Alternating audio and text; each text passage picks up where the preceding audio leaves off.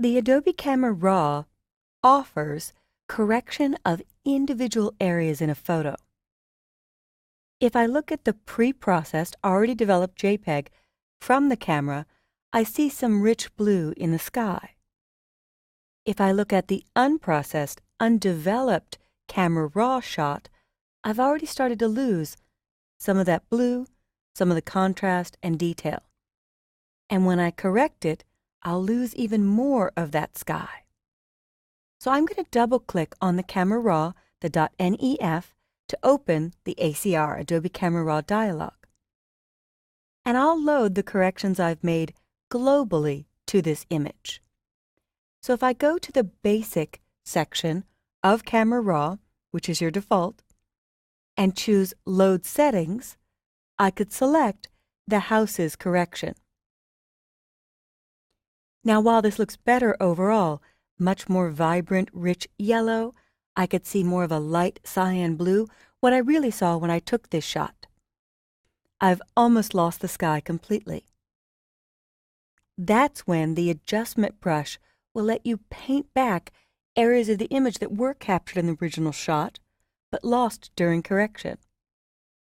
So if I select the adjustment brush, the default brush size is pretty large.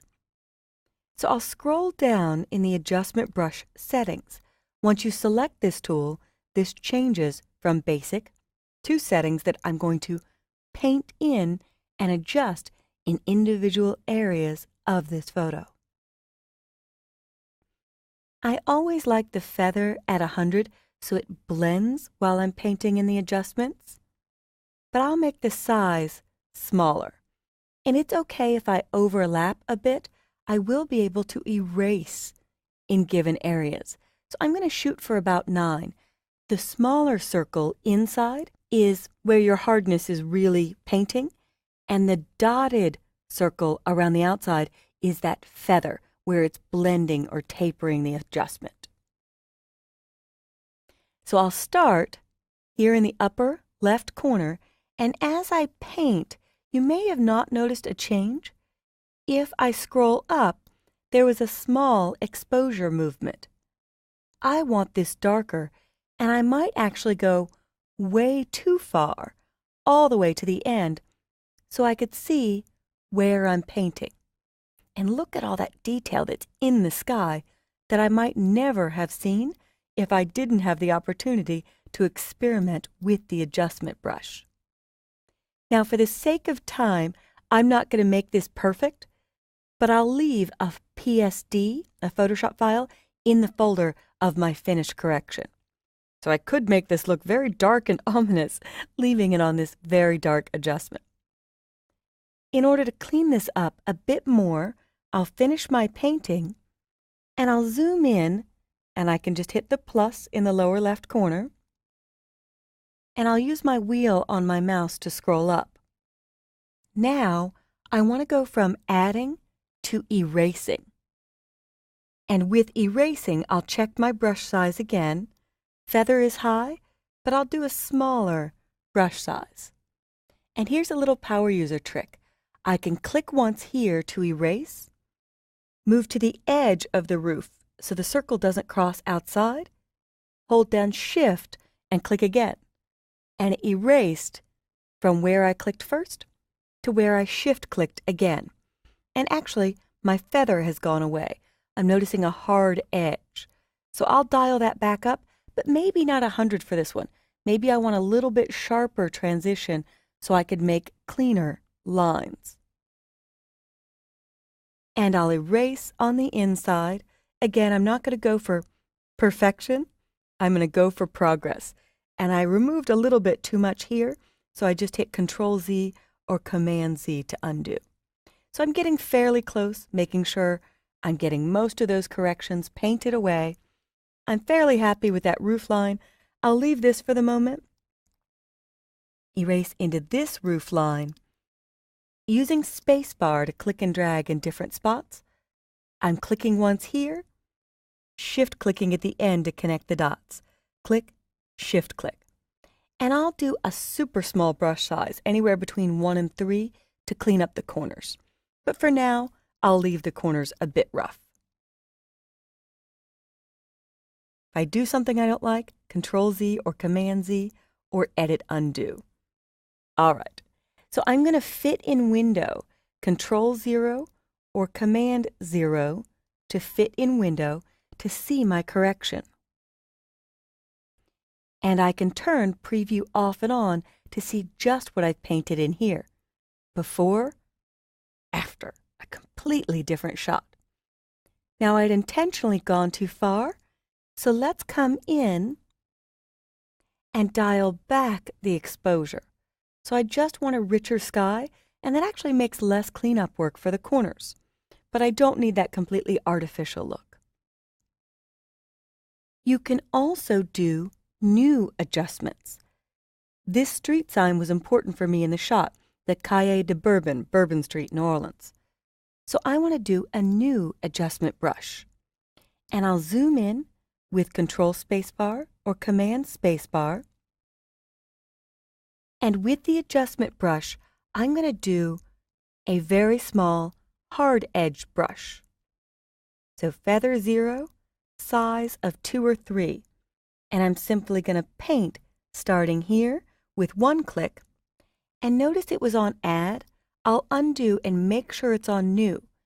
It was on New, but as soon as you do your first click, it switches to adding automatically. So I just wanted you to be aware of the 3 modes of the adjustment brush. I will shift click to connect the dots, click, shift click, and having that very dark adjustment really lets me see if I'm getting inside the lines here. So I'm doing click, shift click at every corner. A power user trick is I can hit my right bracket key to make the brush size a little bit larger, and now I can continue painting inside the sign with click, shift click at every corner, and then use a larger brush to finish it off. Now I'm going to go for the opposite effect here. I'm going to whiten the whites and improve the contrast to really make this sign paramount in the shot. So I'll slide up and move exposure up so it's really glowing.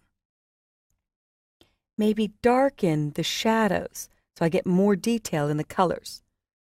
Go really far with the contrast. And I'll dial exposure back down a little bit. There we go. Clarity is mid-tone contrast. I could even add some sharpening. And if I turn preview off and on, I've just made the sign more prominent. I could even oversaturate this, go farther with the saturation to really get a rich blue out of this. And when I hit Command 0 or Control 0, I've got 2 pins, the correction that was done on the sign. But when I do before and after, I see the adjustment for both. If I wanted to lighten up the sky some more, I'd click this pin. And it's handy that it shows a mask when I mouse over it, so I could see some areas I forgot to erase. So I can go back to erase a little bit more in here. There. I'm not missing too much. Maybe I missed a little bit up here. There we go. And now I'll make the exposure not so extreme. And I'll finish the corners on my own. I'm also going to use Content Aware Fill to remove this distracting car to really make a complete shot, so look in my folder for the final image. In the end, I ended up playing with exposure, contrast, and moving the highlights pretty far to make the white of the clouds pop, and played with the shadows to make the blue of the sky more prominent. I'm sure you could find a correction you're happy with on this sky, but we couldn't get there without Adobe Camera Raw's adjustment brush. And here we have our final corrected image with the distracted car removed using a combination of the patch tool, the stamp tool, and Edit Fill Content Aware to match up objects. Our adjustment brush painted in a richer sky and called more attention to the sign. Now watch carefully as we look at the pre-processed camera JPEG to see how uninteresting this shot is. Flat, dull, not vibrant, corrected, distracting object removed, and selectively painted adjustments. So I hope you've enjoyed the adjustment brush and see where you can use this on your photos.